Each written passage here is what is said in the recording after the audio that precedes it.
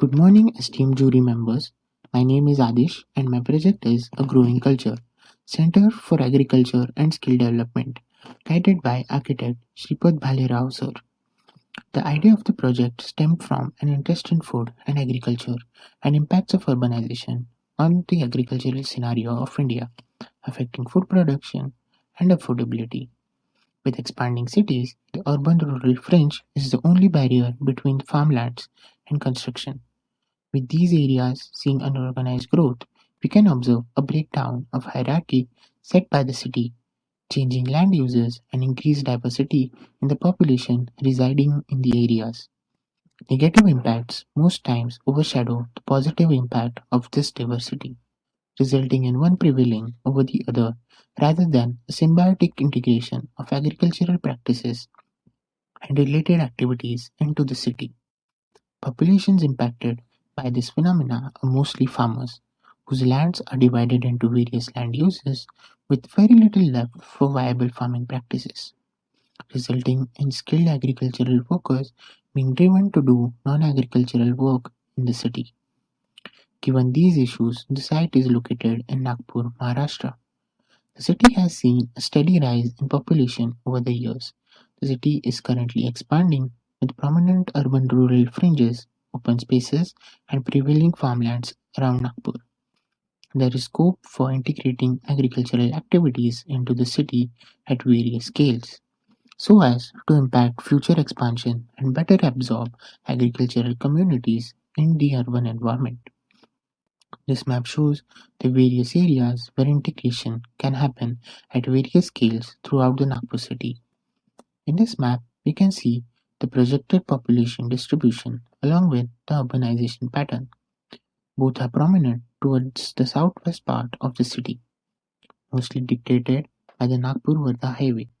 Thus, the site chosen was towards the southwest part of the city at Khapri.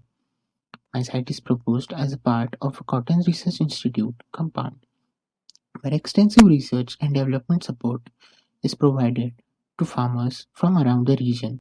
The plot occupies the portion of the outer edge adjoining the national highway, allowing for easy accessibility and visibility to passerby traffic. Objectives were set such that they can better help integrate the agricultural activities and help expand the opportunities for the people, displaying and showcasing various farming methods to urban population to help them replicate in their societies, processing food to diversify the skill sets, and integrating public spaces to help engage various users.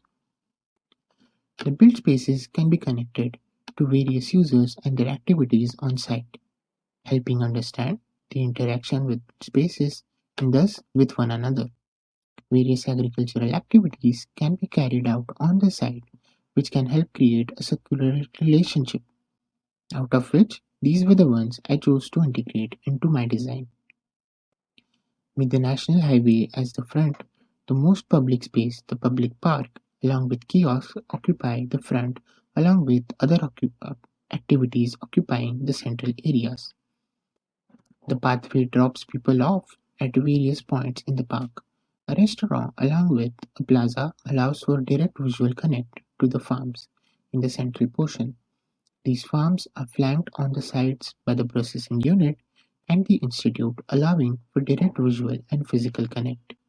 A central vertical mass of the seed library acts as a thoroughfare to the extended park on the rear, while the height allows for a viewing experience.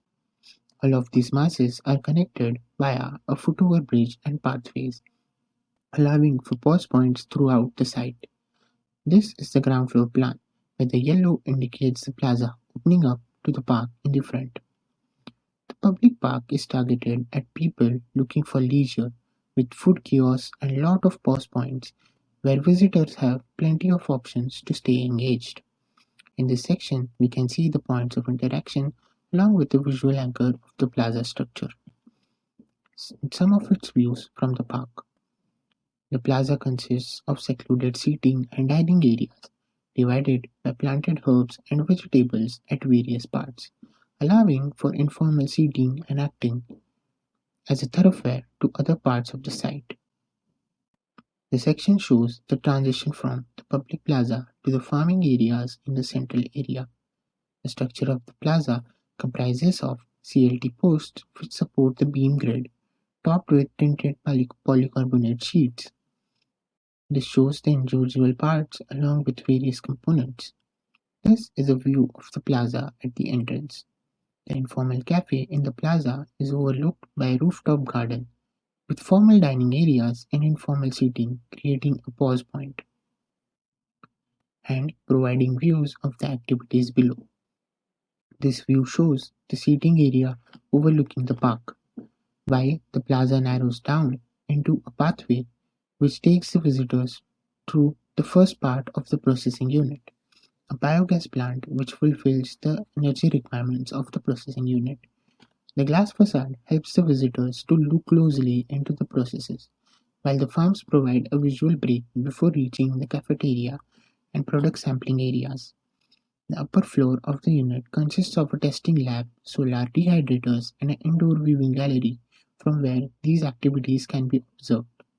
A part of the floor is occupied by hydroponic farming system, breaking the monotony and helping keep the visitors engaged.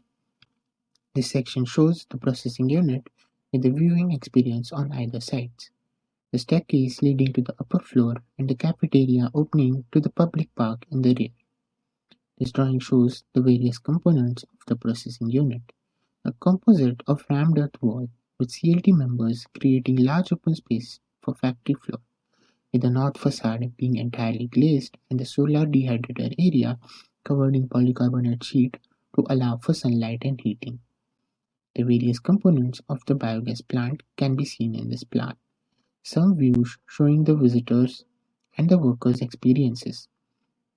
The park extends from the front into the rear portion, with fruiting trees, pause points, and harvesting rooms. The area acts as a resting spot. These views shows the experience through the park. This is the plantation pattern with a mix of various trees and nitrogen fixating plants to support the growth of the plants. The irrigation pattern shows various irrigation methods used for different plants throughout the site. Is the first floor plan showing the connect of the footover bridge to various areas. This view shows the footover bridge approaching the nursery on the first floor. Centrally placed, this area acts as a pause point and allows the visitors to buy a variety of saplings or seeds to take home and use for their home gardens. Here on, the visitors are free to select the path to the other sites. The structure is divided into three parts, with the seed library at the bottom, nursery in the middle, and viewing deck on top, providing a 360-degree view of the activities below. The structure is also a composite with curved rammed earth walls supporting the RCC decking slab with the help of CLT posts and beams, and a glass facade on all sides.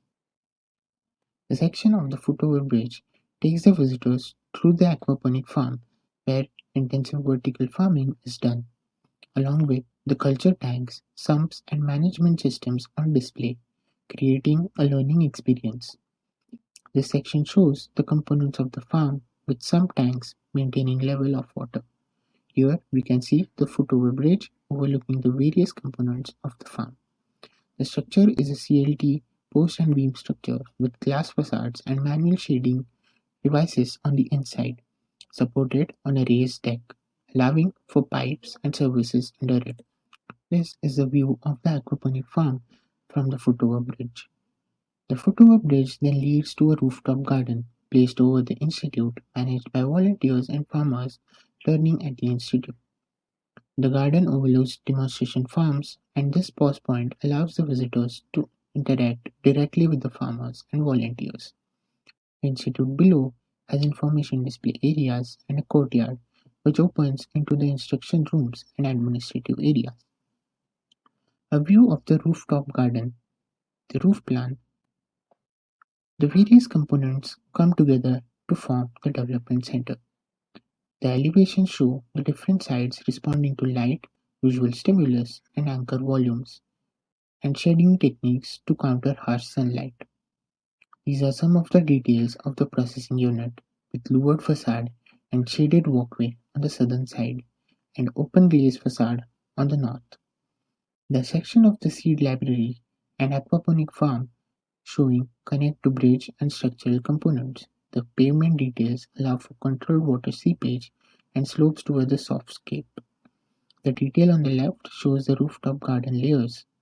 On the right, we can see a raised deck for concealed pipes and a structure to hold the sump tanks in the aquaponic farming systems. The bottom right shows a double facade for the institute facing the southern part. The wooden post with steel cables running through allow the creeping plants to climb up and create a second shading layer. This plan shows control accesses and vehicle clearance for emergency and daily services. The water to the site is supplied through a well, along with rainwater replenishing the groundwater supply and the spreading pit. The drainage layout. The firefighting systems throughout the site and clearance for emergency vehicles. Solar panels provide for water heating for showers and for cooking purposes in the processing unit. The lighting for the parks in the evenings. I would like to thank you for your patience and engagement with my presentation.